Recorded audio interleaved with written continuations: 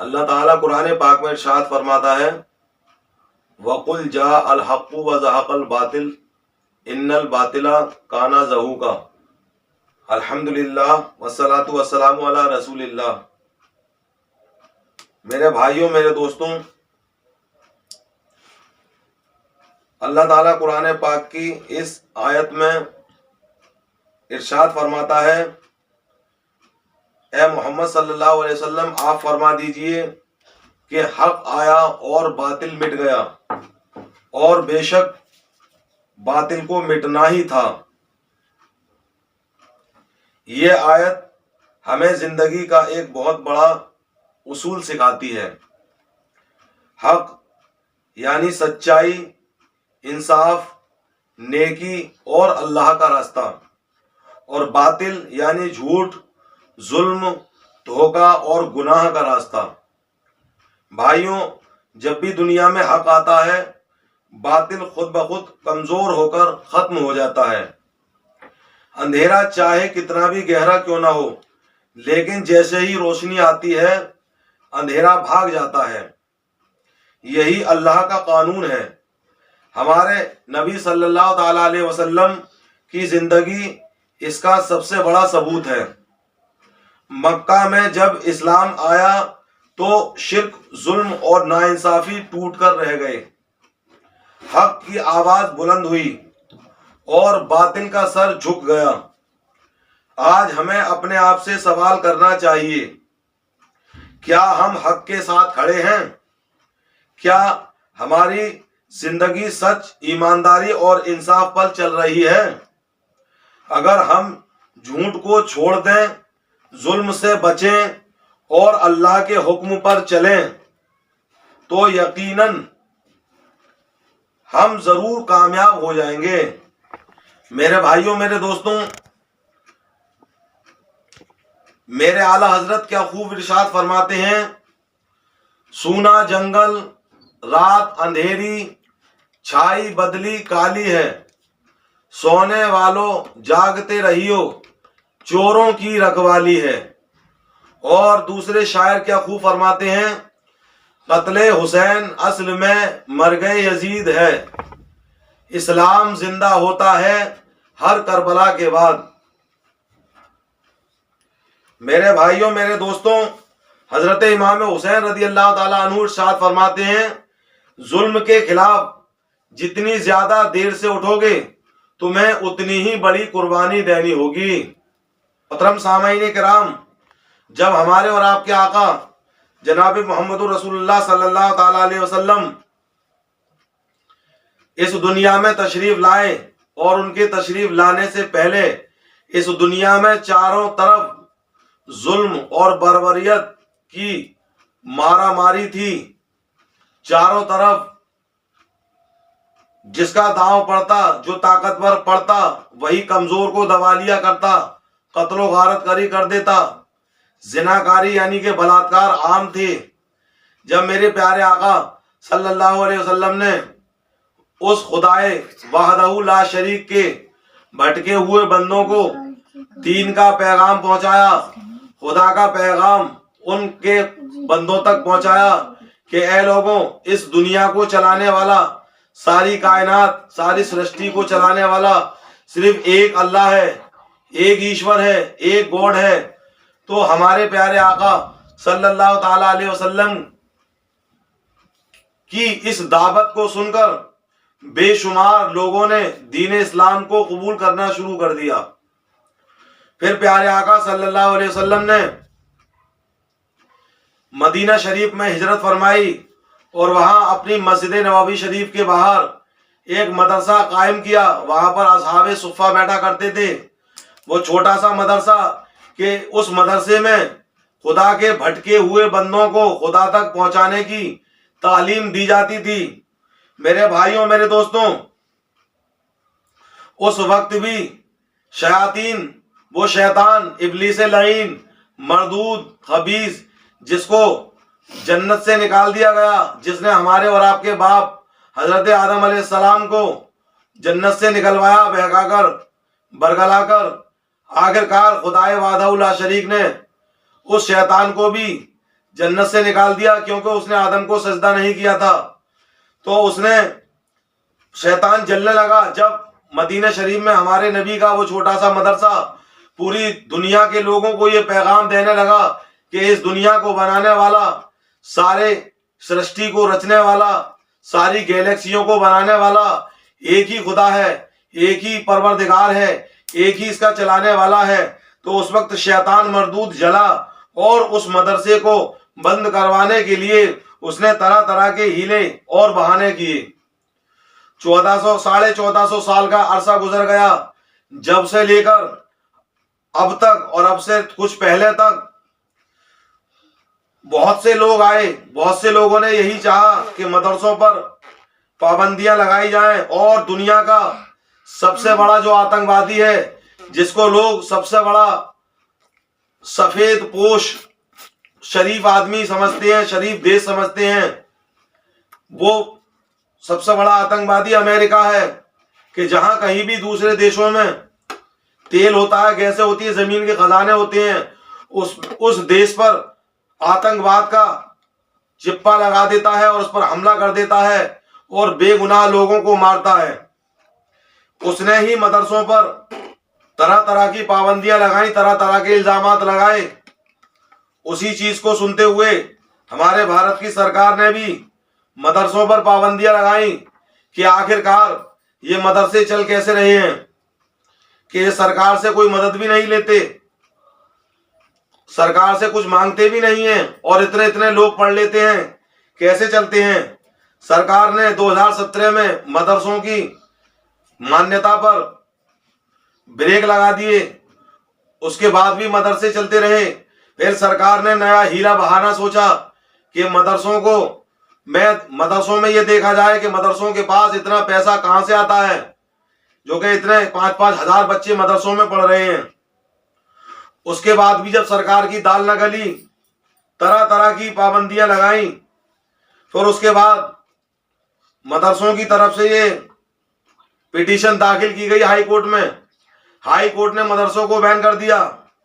फिर जब supreme court के अंदर यह मामला गया तो सुप्रीम कोर्ट ने कहा कि अगर तुम मदरसों को बंद करवा रहे हो तो माइनॉरिटी के लिए यानी अल्पसंख्यक लोगों के लिए, उनके बच्चों के लिए स्कूलों को खोलो।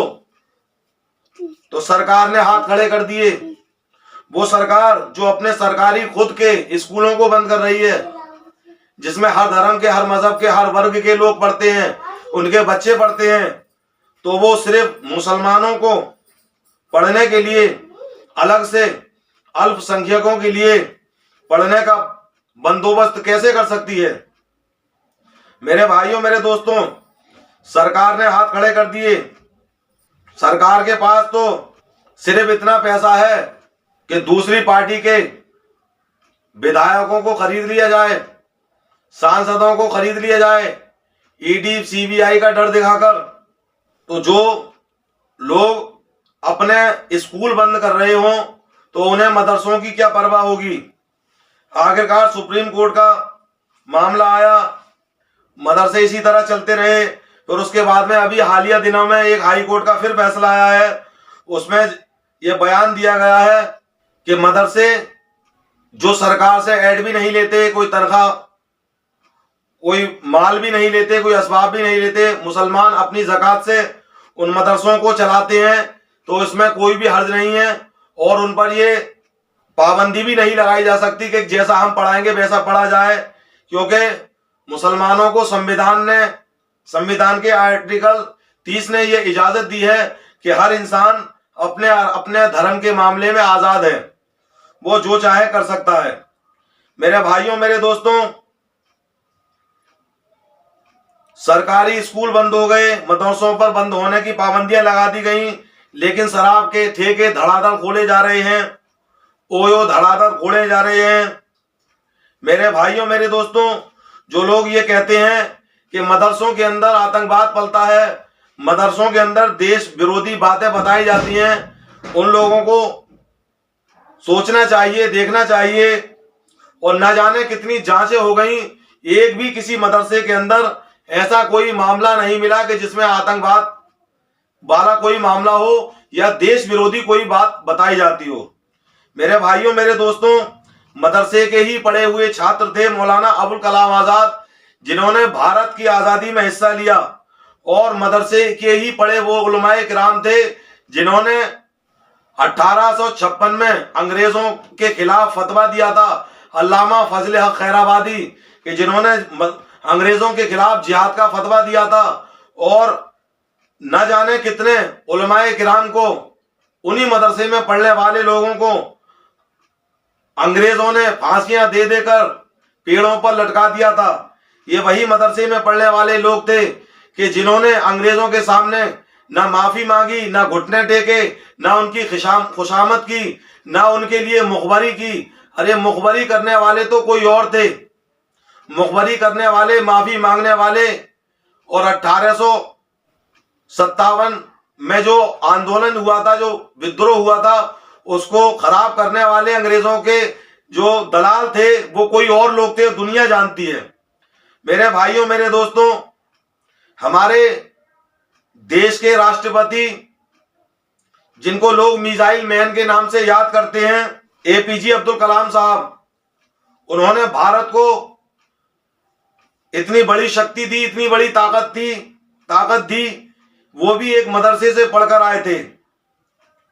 मेरे भाइयों मेरे दोस्तों, कल परसों जो हालिया दिनों में हाई कोर्ट से जो फैसला आया है उसमें मुसलमानों की जीत हुई है, और इससे पहले सुप्रीम कोर्ट का भी फैसला था।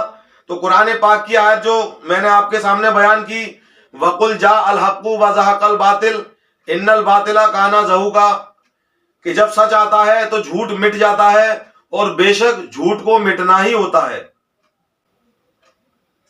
मेरे भाइयों मेरे दोस्तों, हम लोग यूट्यूब चैनल पर एक राजीव दीक्षित जी का बयान सुनते हैं। वो कहते हैं कि हमारे देश की ये विडंबना है कि जिसको पढ़ना नहीं आता वो शिक्षा मंत्री है, जिसे साइकिल चलानी नहीं आती वो रेल मंत्री है, जिसे सुई लगानी नहीं आती वो स्वास्थ्य मंत्री है। मेरे भाइयों मेरे दोस्तों, हमने पिछले दिनों में ये देखा कि हमारे प्रदेश के जो शिक्षा मंत्री जी थे वो हिंदी में देखकर भी उस हिंदी के पत्र को नहीं पढ़ पा रहे थे जो भाषण का वो लिखकर लेकर आए थे। मेरे भाइयों मेरे दोस्तों, हमने और आपने सबने देखा होगा और सब जानते हैं, आप गूगल से पूछ लो, एआई से पूछ लो कि एक जिले को चलाने के लिए आईएएस की कितनी कठिन परीक्षा को पास किया जाता है, तब एक डीएम बनते हैं एक जिले को चलाने के लिए। तो मेरे भाइयों मेरे दोस्तों, प्रदेश को चलाने के लिए और देश को चलाने के लिए कोई सी पढ़ाई की अहमियत नहीं है, कोई सी पढ़ाई की जरूरत नहीं है। मेरे भाइयों मेरे दोस्तों, जिस तरीके से लोग जो झूठ का प्रोपेगेंडा बनाते हैं, वो सबसे बड़ा आतंकवादी देश अमेरिका है कि जिसने झूठे इल्जाम लगा लगाकर इराक को तबाह बर्बाद कर दिया, अफगानिस्तान को तबाह बर्बाद कर दिया, लीबिया को तबाह कर दिया। इसी तरह से उसने अभी थोड़े दिनों पहले गजा को बमबारी कर करके तबाह बर्बाद कर दिया। और उसका साथ देने वाले देश जिन्होंने इजराइल का साथ दिया गजा की बर्बादी में, अमेरिका ने साथ दिया, कनाडा ने साथ दिया, फ्रांस ने साथ दिया, जर्मनी ने साथ दिया, और न जाने कितने देशों ने साथ दिया इजराइल का। यहां तक कि हमारे भारत देश ने भी इजराइल का साथ दिया। और बैलेंस करना चाहा, हमारे भारत ने खाने पीने के आइटम गाजा में भेजे और गोली चलाने के आइटम इजराइल वालों के लिए भेजे। वो भी हमने वीडियो देखी थी। लेकिन जो लोग अमेरिका की चापलूसी कर रहे थे, उनके साथ क्या हुआ, ये किसी से ढकी छुपी बात नहीं है कि अमेरिका कितना बेइज्जत करता है लोगों को, और लोग हंस हंस के मुस्कुरा के उसको टाल देते हैं। इधर की सुनी इस कान से निकाल दी, समझते हैं कि अमेरिका हमसे नहीं कह रहा, ना जाने किसका जिक्र चल रहा है। मेरे भाइयों मेरे दोस्तों, जब पूरी दुनिया अमेरिका के साथ जुल्म में उसका साथ दे रही थी तो लोग बड़ा मजे ले रहे थे चाहे वो कनाडा हो, फ्रांस हो, जर्मनी हो, इटली हो। लेकिन जब अमेरिका ने भूबल में मूतना शुरू किया और उसने ग्रीनलैंड को हड़पना शुरू किया, हड़पने का इरादा किया, तो पूरी दुनिया में बौखलाहट आ गया, पूरे यूरोप में बौखलाहट आ गया कि ये तो अमेरिका बहुत बुरा कर रहा है। अभी इसने थोड़े हालिया दिनों में पहले वेनेजुएला के राष्ट्रपति को पकड़ के ले गए। कहीं ऐसा ना हो अमेरिका एक एक करके फिर हमारे भी ऊपर हाथ डालना शुरू कर दे। मेरे भाइयों, मेरे दोस्तों, जो गलत होता है कभी उसका साथ मत दो। वो गलत जब दूसरे के लिए होता है तो तुम्हें भी कभी वो बख्श नहीं देगा, तुम्हारे साथ भी एक दिन वो गलत करके दिखाएगा। मेरे भाइयों, मेरे दोस्तों, हमने वो भी वीडियो देखी है, जो वीडियो आती है उसमें हमारे देश के चुनिंदा लोग कहते हैं झूठ बोलो, झूठ बोलो, बार बार झूठ बोलो, इतना झूठ बोलो, झूठ बोलो, झूठ बोलो, झूठ बोलो। मेरे भाइयों, दोस्तों, याद रखो, झूठ की एक हद होती है और जब सच आता है तो झूठ भगोड़ा होता है और झूठ को भागना ही पड़ता है। जो कुरान पाक की आयत मैंने आपके सामने बयान की, वकुल जाल हक्कु वज़ाकल बातिल इन्नल बातिला काना ज़हूका, क्या नबी सल्लल्लाहु अलैहि वसल्लम आप फरमा दीजिए कि जब सच आता है तो झूठ मिट जाता है और बेशक झूठ को मिटना ही होता है। आज जो लोग झूठ के सहारे अपनी बुनियाद खड़ी बैठे हैं, कल वही फपक फपक कर ना जाने कैसे कैसे दिखे करते थे, वीडियो के अंदर सारे लोग देखा करते हैं, और आज वो नशे में चूर हैं। तो उन्हें चाहिए कि अल्लाह से डरें कि अल्लाह की लाठी बेआवाज है। जिस तरीके से अमेरिका का साथ सारे लोगों ने दिया, उसके जुल्म में, उसकी बर्बरियत में दूसरे देशों को तबाह बर्बाद कर दिया। हालिया मिसाल हमारे सामने पूरे गाजा की है, जिसमें लगभग 2.5-3 लाख लोग मारे गए। उस वक्त लोगों को ह्यूमन राइट का मामला दिखाई नहीं दिया। तो मेरे भाइयों, मेरे दोस्तों, किसी की दूसरे की में हाँ नहीं करनी चाहिए, बल्कि अल्लाह ने तुम्हें भी अकल दी है। तुम खाना खाते हो, सोचने का मादा तुम्हारे अंदर है, तो तुम भी सोचो कि हाँ, तुम्हें एक दिन यहां से मरकर जाना है और अपने खुदा को मुंह दिखाना है, जिसको भी तुम मानते हो।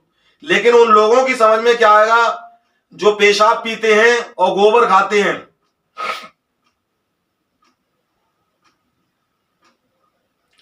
अल्लाह के बंदों, मैं अपने आप को और आप सबको तक़वा इलाही की नसीहत करता हूं। अल्लाह ताला कुरान मजीद में इरशाद फरमाता है कि ऐ नबी सल्लल्लाहु अलैहि वसल्लम आप फरमा दीजिए कि जब सच आता है तो झूठ मिट जाता है और बेशक झूठ को मिटना ही होता है। ये आयत हमें बताती है कि हक और बातिल कभी बराबर नहीं हो सकते। हक सच्चाई, इंसाफ, ईमान और अल्लाह की इताअत है, और बातिल झूठ, जुल्म, फरेब और गुनाह का रास्ता है। जब हक आता है तो बातिल की कोई बुनियाद बाकी नहीं रहती। जैसे रोशनी आती है, अंधेरा खुद ब खुद खत्म हो जाता है। रसूलुल्लाह सल्लल्लाहु अलैहि वसल्लम जब मक्का में दाखिल हुए तो काबा शरीफ से बुत तोड़े गए और ये ऐलान हुआ कि हक आ गया और बातिल मिट गया। ये सिर्फ एक जुमला नहीं था, ये अल्लाह का फैसला था। आज हमें सोचना है, क्या हमारे घरों में हक है? क्या हमारे लेन देन में हक है? क्या हमारी जुबान और अमल हक पर है? क्या हमारी करनी और कथनी बराबर हैं? अगर हम हक को अपनाएंगे तो अल्लाह ताला हमारी मदद करेगा, और अगर हम बातिल का साथ देंगे, यानी झूठ का, जालिम का साथ देंगे, तो नुकसान हमारे हिस्से में भी आएगा। जैसे कि राहत इंदौरी साहब ने जो कहा था, लगेगी आग तो आएंगे घर कई जद में, यहां पे सिर्फ हमारा मकान थोड़ी है। जब मुसलमानों पे जुल्म सितम होता है तो दूसरे लोग मजे लेते हैं, और जब उन पे होता है तो फिर वो कैसे फुसफुसा के हंसते हैं, रोते हैं, चीखते हैं, चिल्लाते हैं, बिलबिलाते हैं, कैसे फपक फपक के रोते हैं। जो पहले खुद फपक फपक के रोते थे तो वह आज दूसरों को फपक फपक के रुला रहे हैं। लेकिन वो दिन दूर नहीं, खुदा की रहमत से और खुदा की कहारियत से कि एक दिन वो जरूर आएगा कि जैसे पहले फपक फपक के रोते थे, उस दोबारा फिर अपने पाप का, जब उनके पाप का घड़ा भर जाएगा तो दोबारा फिर वो फपक फपक के रोएंगे। मेरे भाइयों, मेरे दोस्तों, तो अगर हम हक को अपनाएंगे तो अल्लाह ताला हमारी मदद करेगा, और अगर हम बातिल का साथ देंगे तो जो नुकसान उनके हिस्से में आएगा, जो जालिम होता है वो हमारे हिस्से में भी आएगा। अल्लाह के बंदों, हक को जानना भी जरूरी है और हक पर डटे रहना भी जरूरी है। हक यानी कि सच।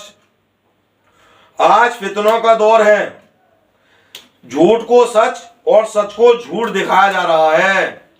मेरे भाइयों, मेरे दोस्तों, जिनके बाप दादाओं ने कभी अंग्रेजों से जंग ना की, आजादी के योगदान हिस्से में कभी उनका योगदान नहीं रहा आजादी की लड़ाई में, आज उनको आजादी का हीरो बताया जा रहा है।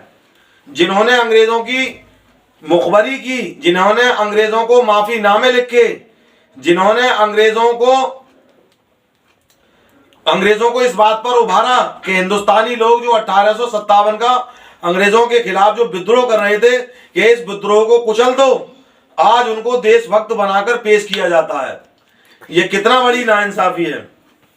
ऐसे वक्त में मुसलमानों की जिम्मेदारी है कि वो कुरान और सुन्नत को मजबूती के साथ थामें और नमाज कायम करें, झूठ से बचें, जुल्म ना करें और ना जुल्म सहें, क्योंकि अल्लाह हक वालों के साथ है। मेरे भाइयों, मेरे दोस्तों, आज जो कुछ हालात चल रहे हैं पूरे दुनिया में, भारत में, ये सिर्फ क्या है, वमा असाबकुम मिन मुसीबतिन फबिमा कसबत ऐदीकुम, कि तुम पर जो कुछ भी परेशानी भेजी जाती है वो तुम्हारे हाथों की कमाई हुई है, यानी तुम्हारी करतूत है।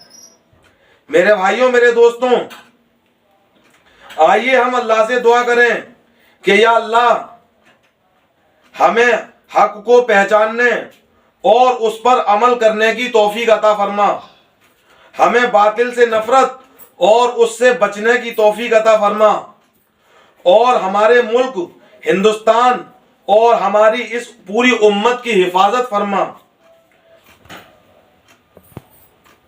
और हमारे प्यारे वतन हिंदुस्तान में अमन, चैन, शांति का दौर दौरा फरमा।